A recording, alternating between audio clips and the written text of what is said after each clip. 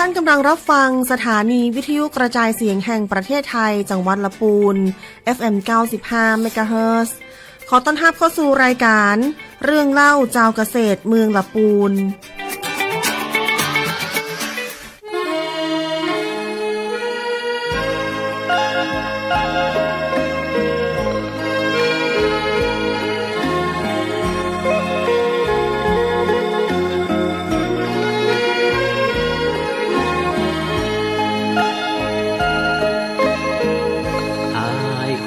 ตายเพราะความคิดถึงน้อง คิดหาแต่น้องคิดทอดแต่น้องคนละปูนความรักมันปักในสวงลึกหัวค่ำยามดึกยิ่งเพิ่มพูนคิดถึงละปูนทุกวันเวลาถึงตัวห่างไกลหัวใจบ่เหมือนมาคิดถึงป่าสางคิดถึงความหลังที่ศพพาเคยได้ไปแอวตัวยกันสงกรานต์ปีใหม่ปีแล้วมาและยังสัญญาว่าบ่เปลี่ยนใจเวลานาทีที่อ้ายห่างน้องให้ทุกข์หม่นมองกลัวน้องเปลี่ยนไปหากสุดที่หักจริงจากใจอ้ายขอมาตายต่อหน้าตักน้ำอ้ายจึงบ่ลืมให้ยังคิดถึงน้องหัวใจห้ามมองคิดถึงแต่น้องบ่จางกลัวน้องจะกายนายแน่ระแวงใจเฝ้าแต่ครวญครางภาวะผวังคิดถึงละปูน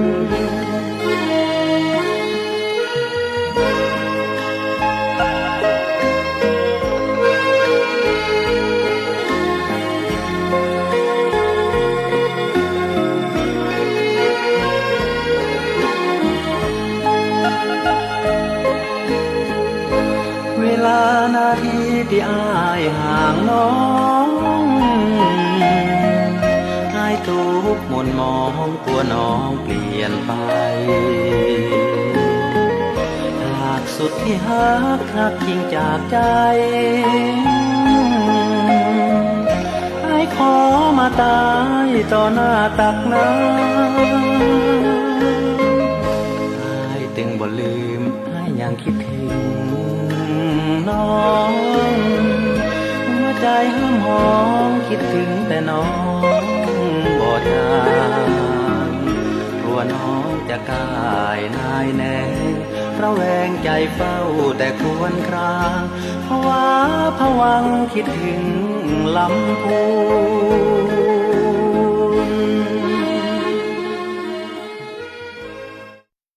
นสวัสดีนะครับคุณผู้ชมคุณผู้ฟังนะครับทั้งฟังเสียงวิทยุนี้แล้วก็รับชมในช่องทางต่างๆไม่ว่าจะเป็นช่อง Channel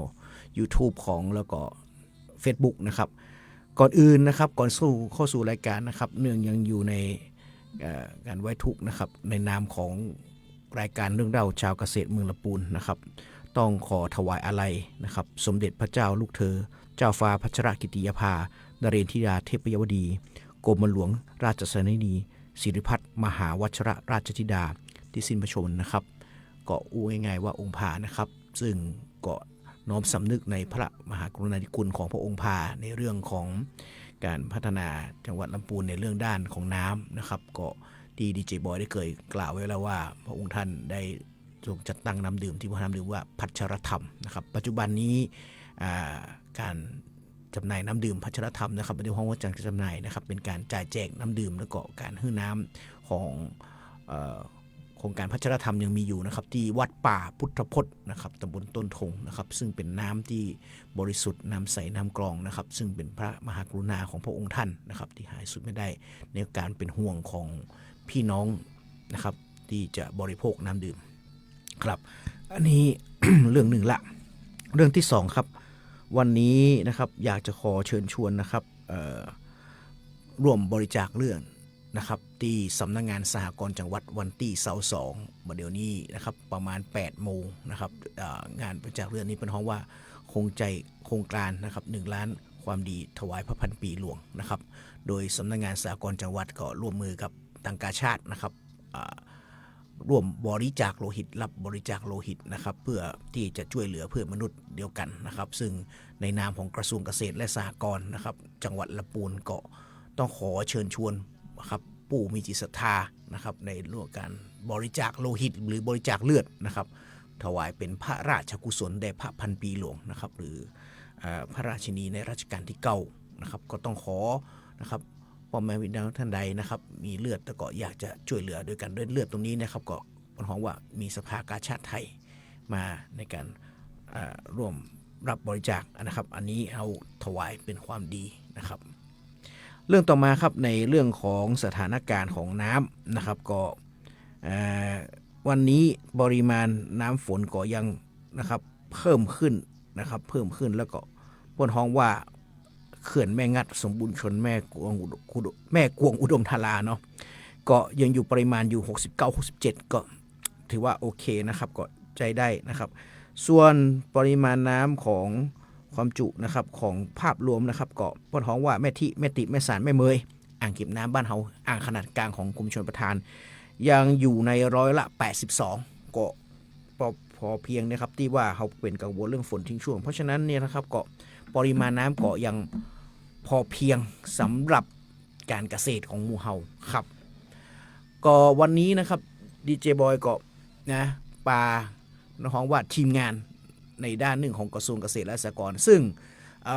ใน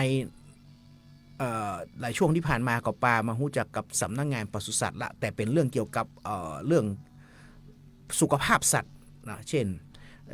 เรื่องของพิษสุนัขบ้าพ่องนะครับการป้องกันโรคพิษสุนัขบ้าเพราะว่าละปูนเขาต้องบอกอย่างหนึ่งนะว่าวันนี้เนี่ยเรามีเขตพื้นที่ใน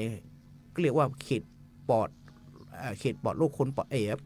สัตว์ปลอดโรคคนปลอดสัตว์คนสัตว์ปลอด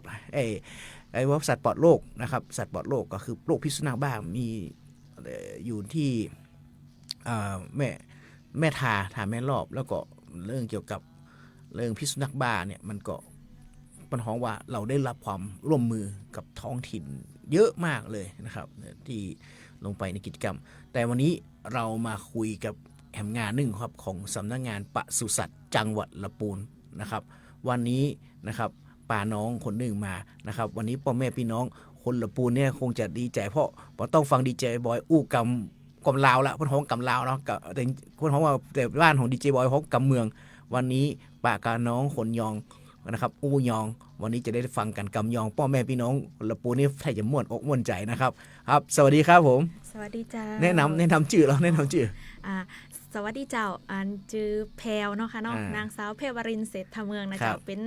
นักวิชาการสัตวบาลเจ้าสัตวบาลหมายถึงเรื่องเกี่ยวกับการทำงานสัตว์เลี้ยงที่แบบเป็นไว้เป็นสัตว์เศรษฐกิจเนาะวันนี้ก่อนมาคุยกันในเรื่องสัตว์เศรษฐกิจที่เป็นโดดเด่นของละปูเนี่ยเรามาคุยกันเรื่องวันนี้เหตุการณ์ที่เกิดขึ้นเนี่ยเรื่องเกี่ยวกับผลแล้วเนี่ยการกินลาบหมูที่เป็นได้ป้อง เป็นยังไงเล่าให้ฟังหน่อยหรอมันจะว่าได้ค่ะปกติเนาะหมูมันก็บอกคนจะต้องกินดิบเนาะก็มันมากอะเยอะใดมันอะ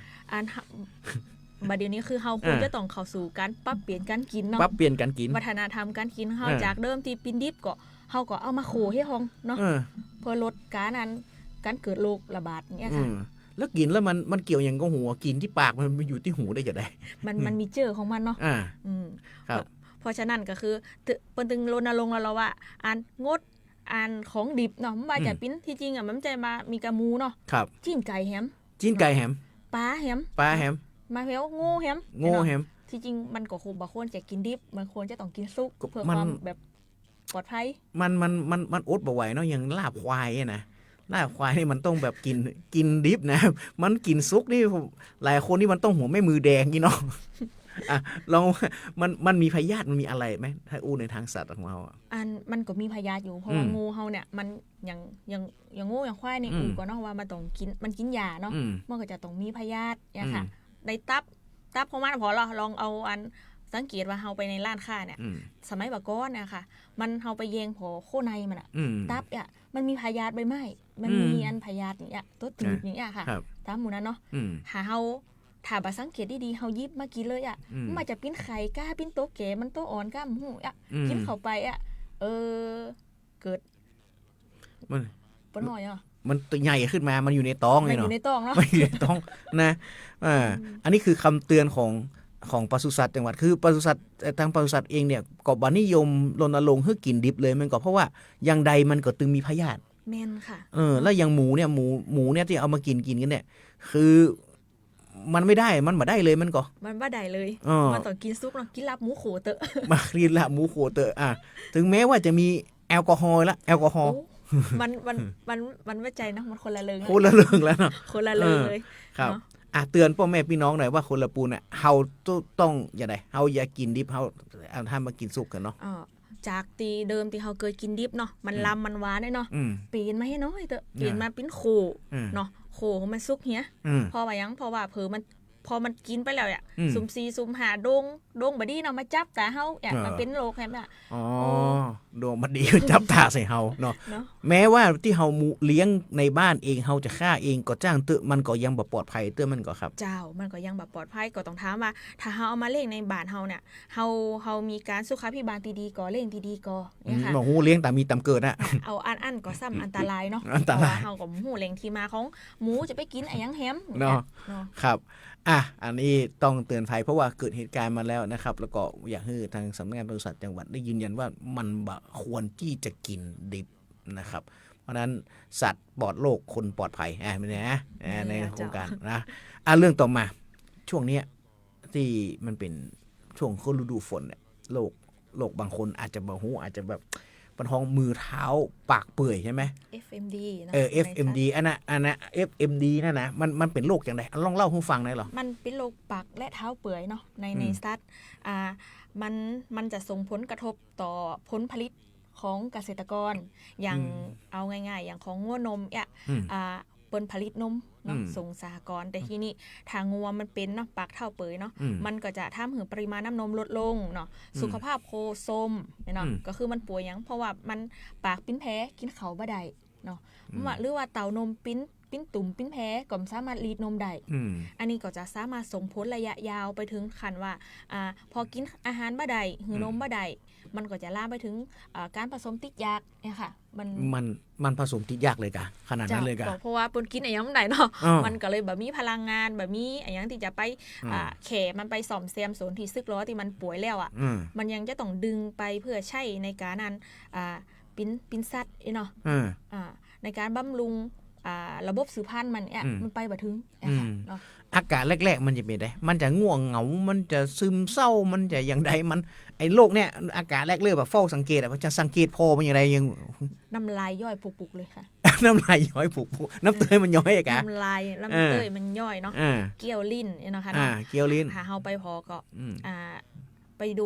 ปวัดอุณหภูมิก็คือมีไข้เนาะมันจะมีแพ้ตามปากเนาะเปิดปากพอเลยนะคะเนาะเปิดปากพอเลยเจ้ามันไม่ดีครบว่ะงัวมันครบเนาะบ่ครบเนาะเจ้าของเนาะมันงัวมันครบละเปิดปากนะคะว่ามีแพ้ก็ลิ้นมีแพ้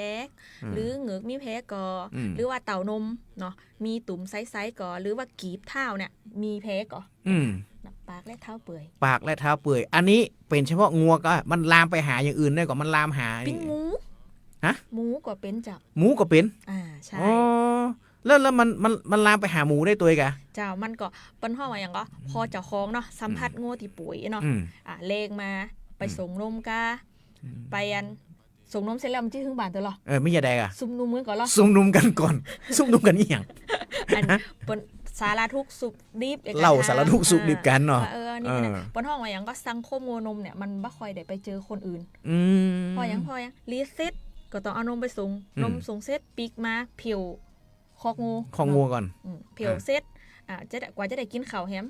จะออกไปก็ไม่ได้ทำละเดี๋ยวต้องเตรียมอาหารไว้แม่บายแฮมเพราะว่าลีต้อไม่แรงสังคมที่ยังไม่ค่อยเจอใครมันก็เลยแรงมากก็เลยต้องมาจุ่มกันพอจุ่มเสร็จบันหาซื้อว่าบานนี้เป็นแฮม3 บาทแบบปิ้นเนี่ยเนาะจุ่มกันวันนี้วันพุธเอาละเขาคองูปุ๊บเรียบร้อยอ๋อแปลว่าคนเนี่ยเป็นพาหะได้ตัวได้เจ้าเป็นพาหะได้ตัวเจ้าน้ำมูกน้ำลายเนาะเต้านมแพ้แล้วคนนี่มีโอกาสเป็นไอ้ติดจากงูไงติดจากงูเป็นก่อนบ่เป็นแค่พาหะบ่ได้เจ้าแต่ว่าเอาจากงูบ้านวุ้นไปสู่บ้านนี้ได้เจ้าโดยการไปซุ่มกันเพราะว่าเจอเนาะมันก็จะติดฐานงูหายใจมาตั้งเฮาเนาะมันก็เชื่อนี่มันก็เข้าไปสะสมตีในทางเดินหายใจเฮาเหมือนกันครับเฮาก็ไปอู่ไปจ้ากันคล้ายๆอย่างโควิดนะคะอ๋อครับเอาละครับไอ้โรคเนี่ยมันมีทางหายไหมหรือมันมีวัคซีนป้องกันอย่างก็มีเจ้าทางกรมเฮาก็ยังมีวัคซีนบริการถึงเกษตรกรนะคะเนาะก็ถ้าเป็นงูนมนี่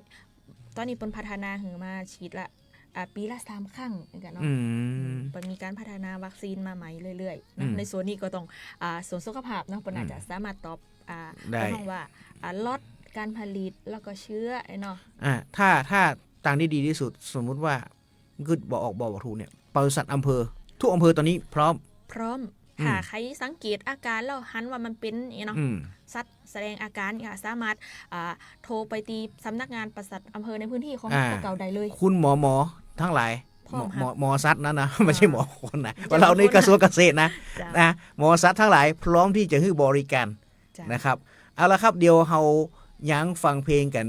สักเพลงนึงแล้วเรามาต่อกันเรื่องเกี่ยวกับปัญหาว่าสินค้าเศรษฐกิจในละปูนที่สำคัญแล้วเขาจะเป็นอะไรอย่างในของด้านการปศุสัตว์พักฟังเพลงสักกำครับ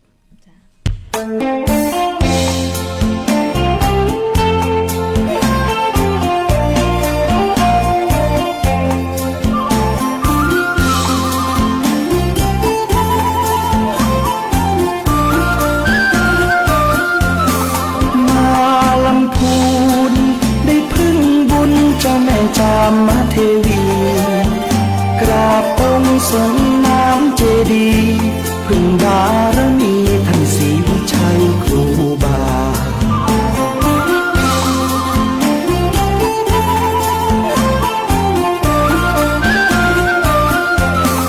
อำเภอเมืองรุ่งเรืองการพัฒนาเกษตรกรรมอุตสาหกรรมนำพาส่งเสริมประชาให้อยู่ดีมีกิน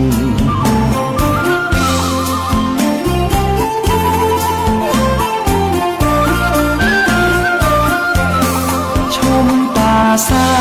นชะเง้อพลางนวลนางโสพินทอผ้าเมืองรุ่งเรืองอาชินปราบฟ้าดินไม่ลืมป่าสาง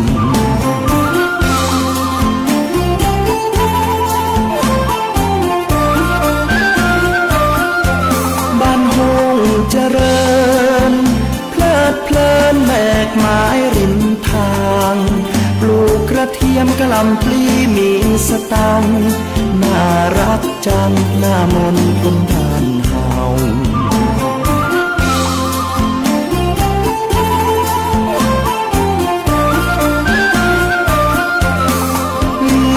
ถิ่นดีเขียวขจีท้องนาป่าเขาล่องแก่งก้อยหยอกล้อสองเรากลางลำเนาชมธรรมชาติงาม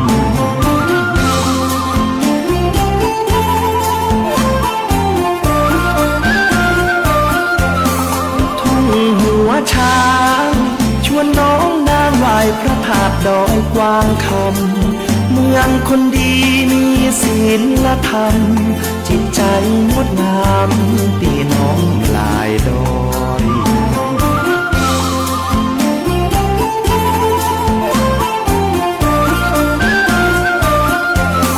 ทินแม่ทาชาวประชาฝีมือเลิศลอยหัตถกรรมงดงามบ่น้อยเรื่องสามปอยบนดอยขุนตาล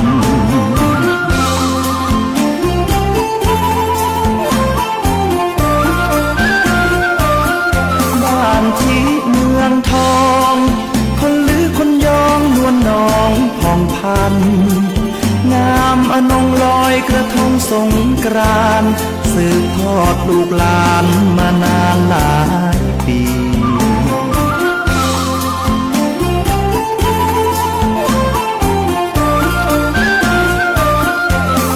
ไปบ้านเรียงได้ร่วมเรียงเที่ยวงานประเพณีร่วมขบวนแห่ไม้กำสรีน้องล่องคนใจดีเขามีเมตตา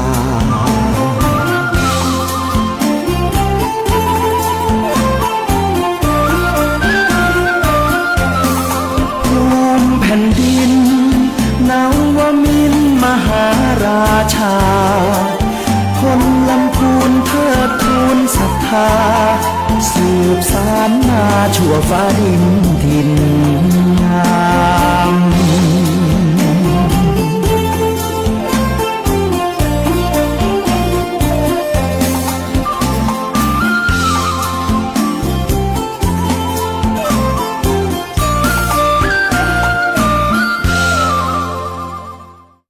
มาสู่ช่วงที่2ครับขอบคุณนะครับ FC ยังมาเขามาคอมเมนต์มานะซึ่งกูจักกันบอกมากลาบเจ้า ขอนะครับนะ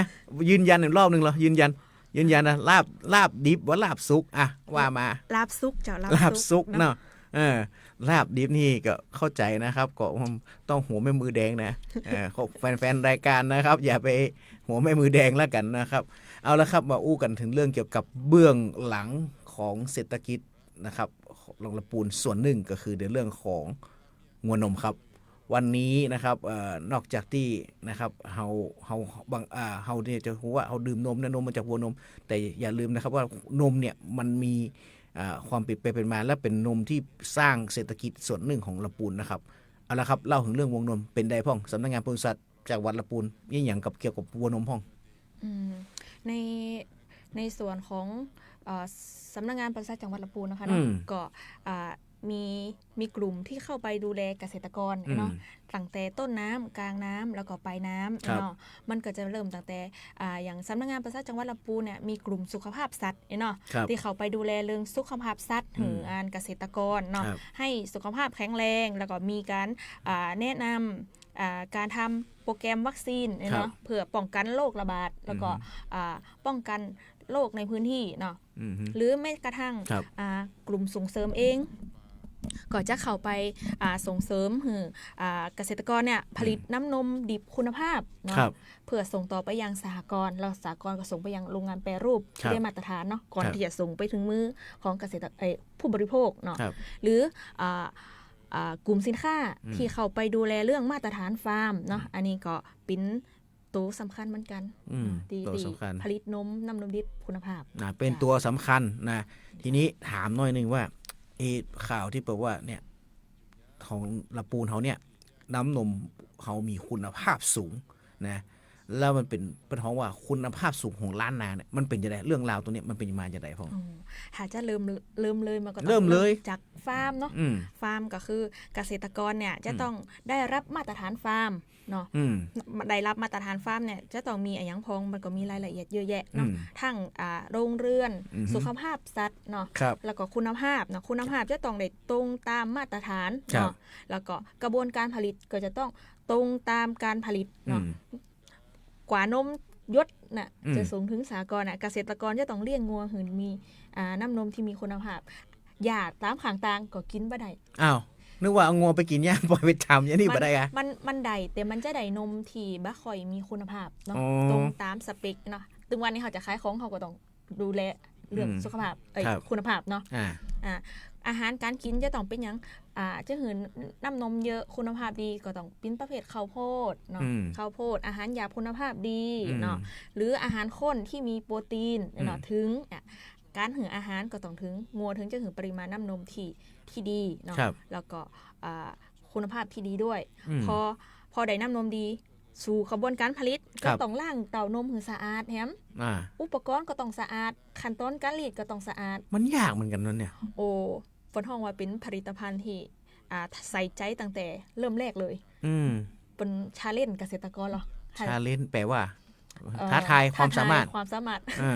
ความสามารถ เป็นอาชีพที่จะต้องพัฒนาตัวเก่าอยู่ตลอดเวลาเนาะไหนจะสังเกตงัวตัวเก่าในฟาร์มไหนจะต้องปนห้องว่ากะกินปนห้องว่ากักตุนอาหารตัวโอ้เป็นอาชีพที่ต้องหลากหลายความสามารถเพราะว่ามันต้องดิวหลายๆคนเนาะพอเฮาปนห้องกระบวนการผลิตที่ดีเสร็จแล้วนมถึงสู่สหกรณ์เองก็มีมาตรฐานของเปิ้นรับซึ่งก่อนจะเข้าสู่แท่งรวมนมเนาะเปิ้นก็จะมีสังเกตทางกายภาพเนาะว่าสีกลิ่น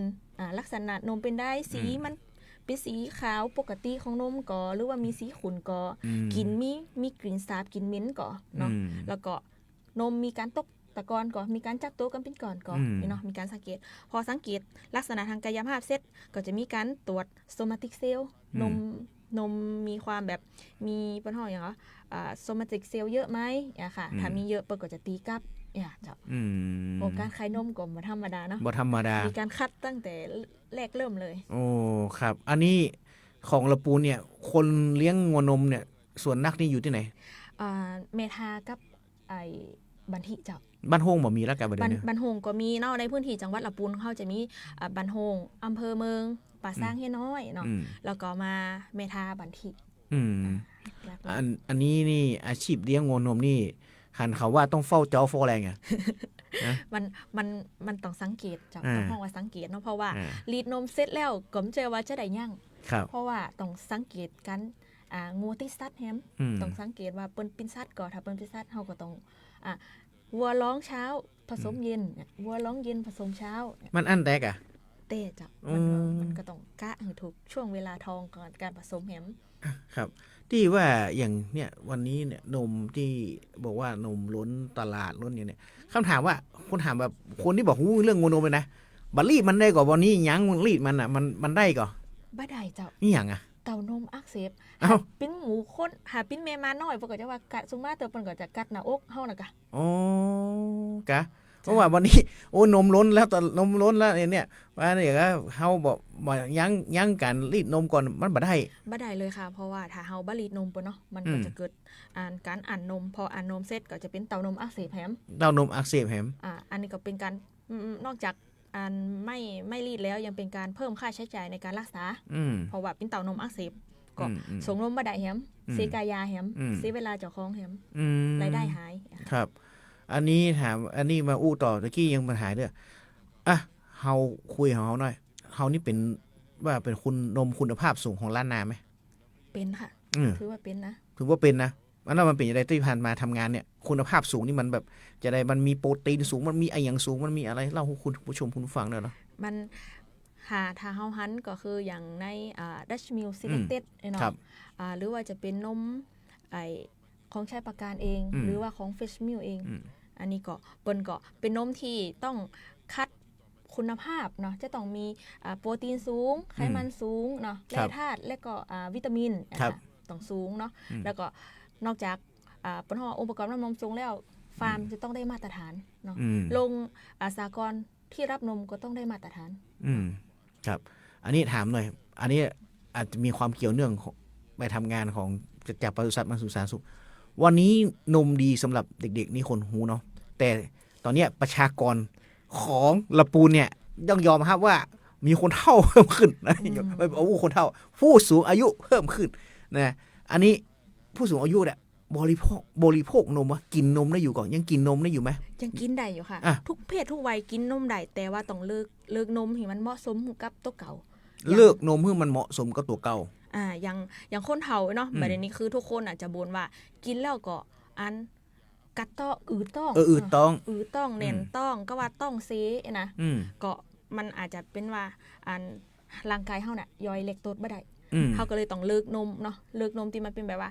บัดนี้มันจะมีนมฟรีแลคโตสค่ะเนาะถ้าเฮากินก็จะทำให้เฮาสบายต้องขึ้นฟรีแลคโตสเจ้าต้องดูนะฮะว่าเวลาลูกหลานซื้อนมให้คนเฒ่าเนี่ยเนาะต้องดูหน่อยว่าฟรีแลคโตสเนาะเจ้าต้องพอว่าฟรีแลคโตสอ๋อครับแล้วมันเกี่ยวไหมว่าอย่างนมทุกวันนี้เนี่ยมันนมจืดนมหวานเนี่ยไอ้นมหวานนี่ใส่น้ำตาลมีน้ำตาลใช่ไหมมีอ๋อช็อกโกแลตนี่คือใส่ผงช็อกโกแลตไปอ๋ออันนี้ถามนิดนึงว่าจะรู้ว่าไอ้นมถุงเนี่ย บ้านห้องนมอะไรนมสเตอริไลซ์ใช่ไหมหรือพัชเจอร์ไลท์อันถ้าเป็นสเตอริไลซ์คือเป็นกล่องสเตอริไลท์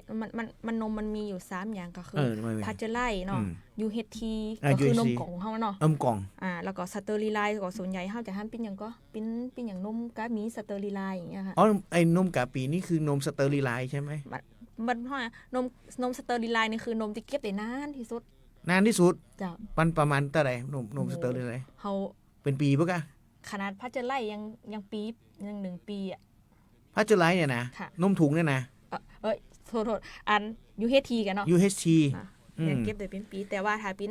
อันพัชเจอร์ไลท์ก็5วันถึง10วัน5วันถึง10วันแต่ต้องควบคุมอุณหภูมินะนมถุงอ่ะจ้ะพัชเจอร์ไลท์นะคะครับพัชเจอร์ไลท์นี่ต้องควบคุมมันเนาะจ้าเพราะนั้นเนี่ยนมก็คือว่ากินได้ทั้งเด็กทั้งผู้ใหญ่เนาะมันควรที่จะปลูกฝังการกินนมอย่างน้อยวันละ 1-2 แก้วก็ยังดี1-2 แก้วก็ยังดีนะครับเพราะฉะนั้นฝากคุณผู้ชมผู้ฟังนะว่าวันนี้นมของลำพูนเนี่ยเป็นนมที่พ้องว่าคุณภาพสูงทีนี้มันก็มีคำถามว่าอ้าวแล้วทีเนี้ยขายของนี่ของลำพูนเนี่ยตอนนี้มันขายได้คนลำพูนจริงๆน่ะช่วยกันหน่อยวันนี้เกษตรกรเปิ้นส่งมาที่นะครับพ้องว่าห้างของผู้ใหญ่ใจดีนะขอเป็นต้องขออนุญาตคุณผู้ชมผู้ฟังนะอันนี้คือสินค้าของเกษตรกรลำพูนจริงๆนะที่แบบผลิตออกมาแบบตรงๆแล้วก็ไปส่งขายแล้วก็อยากให้คุณผู้ชมผู้ฟังได้รับรู้แล้วก็ช่วยกันนะเพราะว่าอันนี้เป็นเรื่องของเกษตรกรที่เปิ้นหาช่องทางการจำหน่ายซึ่งเราก็รู้ว่าวันนี้สภาวะการของน้ำนมเนี่ยมันห้องไว้แล้วว่าต้องช่วยกันนะครับเราบอกนะจำหน่ายช่องทางไหนเฮาสามารถซื้อได้ตามแถวห้างแจ่มฟ้าหรือว่าติดต่อทางสหกรณ์โดยตรงก็ได้สหกรณ์ไหนสหกรณ์โคนมเมทาก็ได้ค่ะเพราะว่าเปิ้นก็ผลิตนมเปิ้นห่อหยังส่งนมถึงทางอสคเหมือนกันอันนี้นมมาตรฐานเดียวกันครับอันนี้ก็มันก็เปิ้นฮ้องว่านมคุณภาพสูงทีนี้ข่าวที่ปรากฏเนาะหลายๆคนเห็นว่านมคุณภาพสูงของล้านนาเนี่ยที่มันผลิตออกมาได้เนี่ยนะป้าแพวมันเป็นภาวะอากาศของบ้านเฮาเลยเป็นภาวะอากาศที่ทำให้นมมันมีคุณภาพทั้งแบบทางเหนือเคยดูใน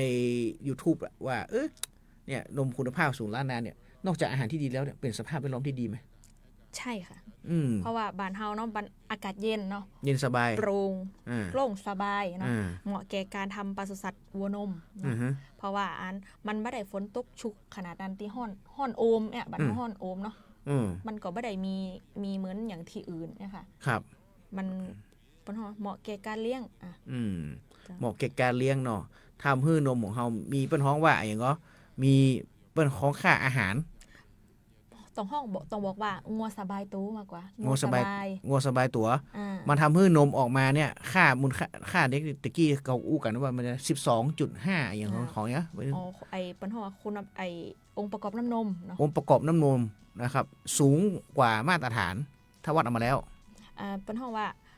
มันไม่ได้ว่าสูงกว่ามาตรฐานค่ะคือทำให้ได้มาตรฐานนะครับทำให้ได้มาตรฐานครับก็หมอแพว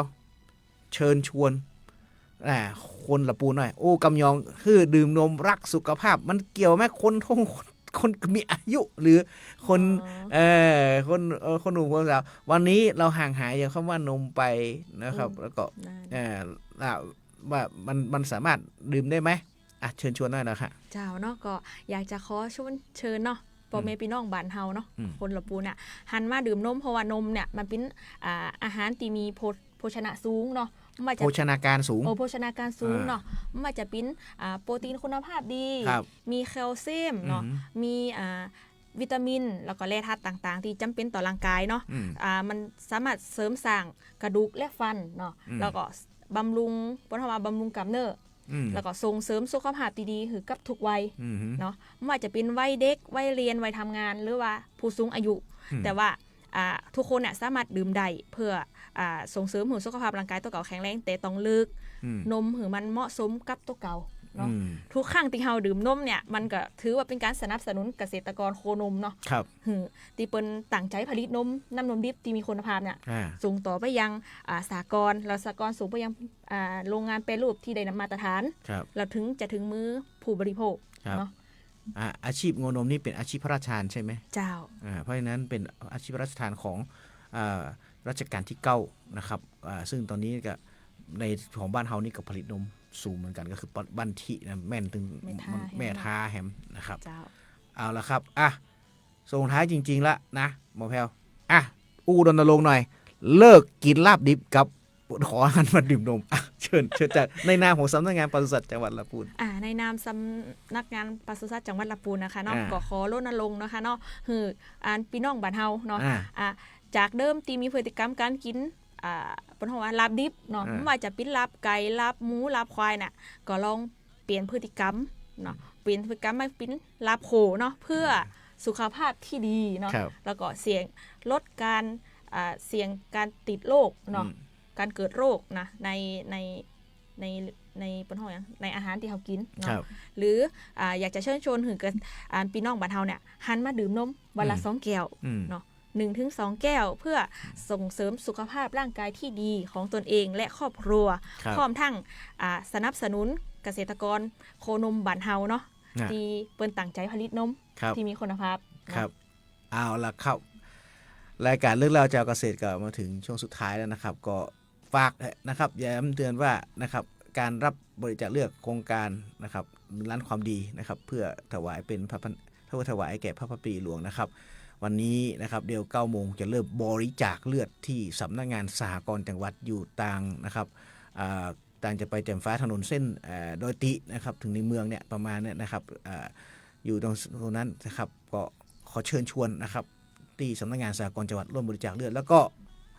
สิ่งที่สำคัญครับมะแพรววันเสาร์ที่ถึงนี้เราจะส่งเสริมสุขภาพแข่งกีฬาซึ่งวันนี้อันนี้เป็นนักกีฬาเนาะแชร์บอลจ้าแชร์บอลได้เข้ารอบไหมบ่ได้ยังไม่ได้เข้ารอบไม่เป็นไรเดี๋ยวเจอกีฬาอื่นๆนะครับกับพวกเราอยู่ทีมสีเหรอสีเขียวนะครับก็ขอขอบคุณคุณผู้ชมผู้ฟังครับก็วันนี้นะครับเช้าที่2 มิถุนายนต้องขอจบรายการนี้ครับลำพูนไม่ลำพังรวมพลังเพื่อลำพูนสวัสดีครับสวัสดีเจ้า